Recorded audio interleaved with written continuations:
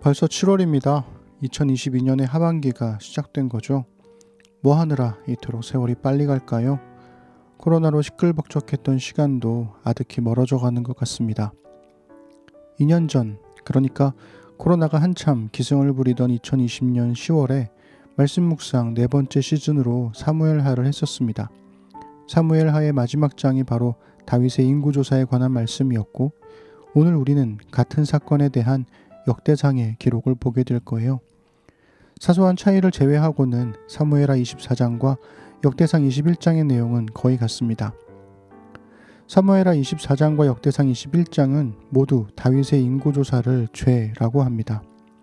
인구조사가 뭐 그리 큰 잘못이냐 하실 수도 있겠지만, 고대 사회의 인구조사는 왕권을 강화하기 위한 세금, 부역, 징집의 목적이 가장 컸죠. 바로 그게 하나님을 불신하는 행위였습니다. 이스라엘을 살게 하는 건 하나님이셨고, 왕을 세우고 패하시는 것도 하나님께 달려 있었으니까요.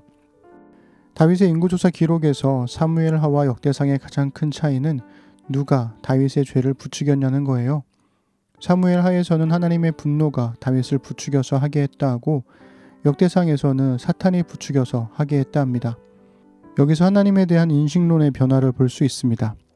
유일신 신앙의 이스라엘에서는 모든 사건의 원인이 하나님일 수밖에 없는데요. 사람이 악한 일을 하게 되는 것도 선한 일을 하게 되는 것도 모두 하나님의 알 수 없는 계획에 있다는 겁니다. 하지만 약 140년의 시간이 흐르면서 유일신 신앙을 유지한 채 악한 행동을 하게 하는 사탄의 존재를 생각하게 된 거죠. 이러한 변화가 포로들의 예루살렘 귀환을 허락했던 페르시아 제국의 이원론에 영향을 끼쳤기 때문인지, 아니면 이스라엘 신앙의 자연스러운 변화인지는 가늠하기 어렵습니다.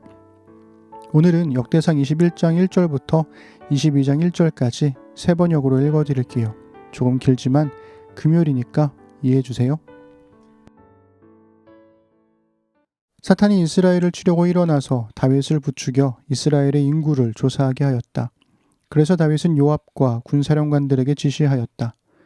어서 브엘세바에서부터 단에 이르기까지 이스라엘의 인구를 조사하여 그들의 수를 나에게 알려주시오. 그러자 요압이 말하였다. 주님께서 그의 백성을 지금보다 100배나 더 불어나게 하여 주시기를 원합니다. 높으신 임금님, 백성 모두가 다 임금님의 종들이 아닙니까? 그런데 어찌하여 임금님께서 이런 일을 명하십니까? 어찌하여 임금님께서는 이스라엘을 벌받게 하시려고 하십니까?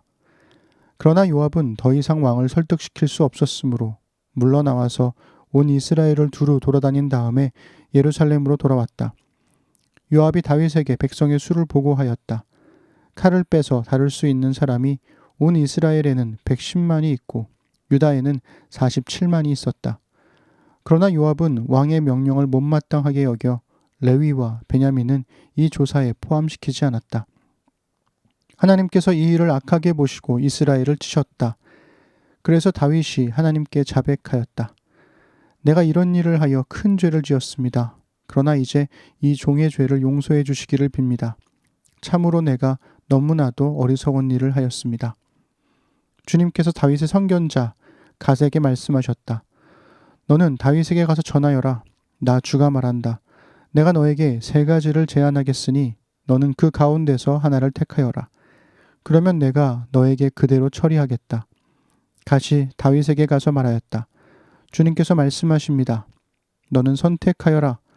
3년 동안 기근이 들게 할 것인지, 원수의 칼을 피하여 석 달 동안 쫓겨다닐 것인지, 아니면 주님의 칼, 곧 전염병이 사흘 동안 이 땅에 퍼지게 하여 주님의 천사가 이스라엘 온 지역을 멸하게 할 것인지를 선택하여라. 이제 임금님께서는 나를 임금님께 보내신 분에게 내가 무엇이라고 보고하면 좋을지 결정하여 주십시오. 그러자 다윗이 갓에게 대답하였다. 괴롭기 그지없습니다. 그래도 주님은 자비가 많은 분이시니 차라리 내가 그의 손에 벌을 받겠습니다. 사람의 손에 벌을 받고 싶지는 않습니다. 그리하여 주님께서 이스라엘에 전염병을 내리시니 이스라엘 사람이 7만 명이나 쓰러졌다. 하나님께서는 예루살렘을 멸망시키려고 천사를 보내셨다. 그러나 주님께서는 천사가 예루살렘을 멸망시키는 것을 보시고서 재앙 내리신 것을 뉘우치시고 사정없이 죽이고 있는 그 천사에게 그만하면 됐다 이제 너의 손을 거두어라 하고 명하셨다. 그때 주님의 천사는 여부스 사람 오르난의 타작마당 곁에 서 있었다. 다윗이 눈을 들어보니 주님의 천사가 하늘과 땅 사이에 서서 칼을 빼어 손에 들고 예루살렘을 겨누고 있었다. 그래서 다윗은 정오들과 함께 굵은 배 옷을 입고 얼굴을 땅에 대고 엎드렸다. 그때 다윗이 하나님께 아뢰었다. 이 백성의 인구를 조사하도록 지시한 사람은 바로 내가 아닙니까? 바로 내가 죄를 짓고 이런 엄청난 악을 저지른 사람입니다. 백성은 양떼일 뿐입니다. 그들에게야 무슨 잘못이 있습니까? 주 나의 하나님, 나와 내 집안을 치시고 제발 주님의 백성에게서는 전염병을 거두어 주십시오. 주님의 천사가 갓을 시켜 다윗에게 이르기를 여부스 사람 오르난의 타작마당으로 올라가서 주님의 제단을 쌓아야 한다 하였다. 다윗은 갓이 주님의 이름으로 명령한 말씀을 따라서 그곳으로 올라갔다. 그때 오르난은 밀을 타작하고 있었다. 오르난은 뒤로 돌이키다가 천사를 보고 그의 네 아들과 함께 숨었다. 그러나 다윗이 오르난에게 다가가자 오르난이 바라보고 있다가 다윗인 것을 알아보고 타작마당에서 나와 얼굴을 땅에 대고 다윗에게 절하였다. 다윗이 오르난에게 말하였다. 이 타작마당을 나에게 파시오. 충분한 값을 지불하겠소. 내가 주님의 제단을 여기에 쌓으려 하오. 그러면 전염병이 백성에게서 그칠 것이오. 오르난이 다윗에게 말하였다. 임금님, 그냥 가지십시오.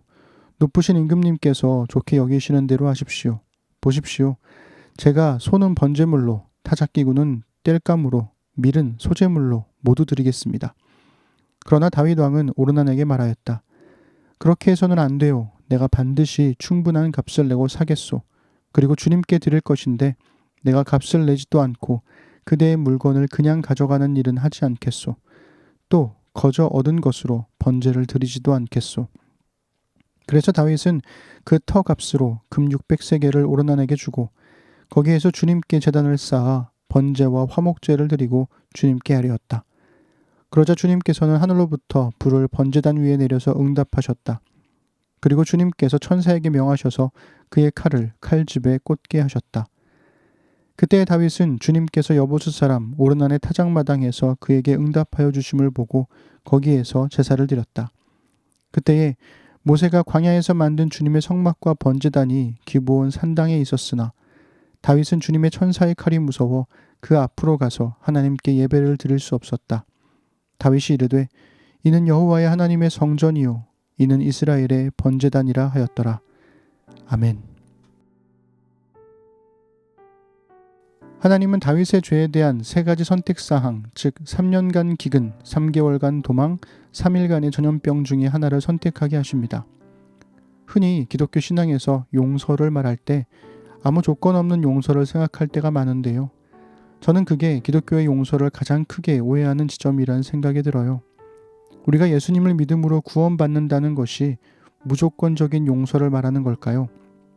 우리의 죄에 대한 어떠한 책임도 질 필요가 없다는 걸까요? 그렇지 않습니다. 예수님이 십자가에 달려 죽으신 것, 죄의 삭시 죽음이라는 책임을 예수님이 지셨다는 것을 잊어서는 안 됩니다. 성경에서의 용서는 죄에 대한 책임을 지는 용서입니다. 죄를 지었다고 해서 하나님의 백성에서 끊어지는 것은 아니지만 하나님의 백성으로 회복되기 위한 회개와 예배 그리고 정의로운 책임은 필요합니다. 그런데 다윗이 자신의 죄를 책임지는 방식이 좀 이상해요. 다윗은 분명 사람의 손이 아닌 하나님의 손에 벌을 받겠다고 말하며 3일간의 전염병을 선택합니다. 비록 본문은 적군의 칼과 여호와의 칼을 구분했지만 세 가지 벌은 모두 하나님의 손에 의한 것 아닌가요? 게다가 3년간의 기근은 그럼 누구의 칼인가요? 저는 다윗이 3개월간 도망다니는 걸 선택해야 했다고 생각합니다. 그게 자신의 죄에 대한 책임을 정당하게 지는 거 아닌가요? 7만 명이나 되는 사람들이 죽었습니다.